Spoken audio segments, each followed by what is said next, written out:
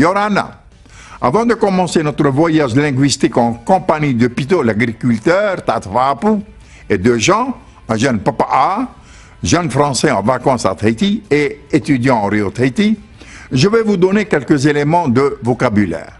Tout d'abord, le terme papa est prononcé par glissement phonétique popa et qui signifie européen ou toute autre personne de race blanche.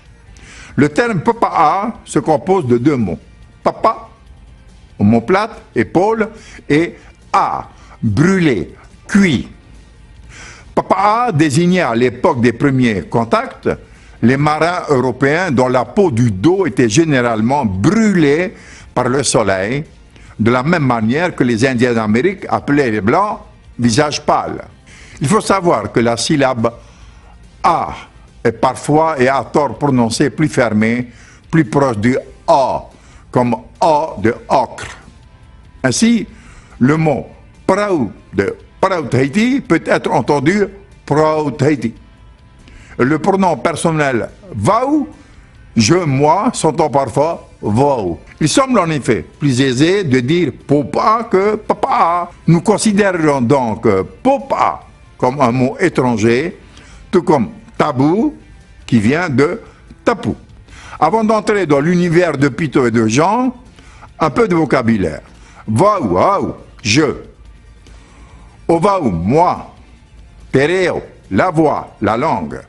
Tetaata, l'être humain. Tefenua, la terre, le pays.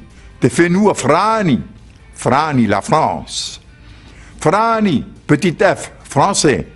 Tahiti grand T, l'île de Tahiti. Tahiti petit t, tahitien. Haapi, apprendre. Faitoito, se donner du courage, persévérer. Maitai, bien. Et oui. Alors, ce jour-là, dans une vallée de Papara, Jean, un jeune papa européen en blanc, rencontre Pito, l'agriculteur, Tatofaapu, travaillant dans son champ de taro. Amicalement, Jean l'interpelle.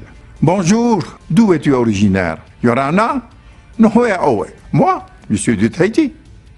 Ovau? Non, Tahiti, yo. Tu es tahitien? Et t'as de Tahiti, oe? Oui, je suis tahitien.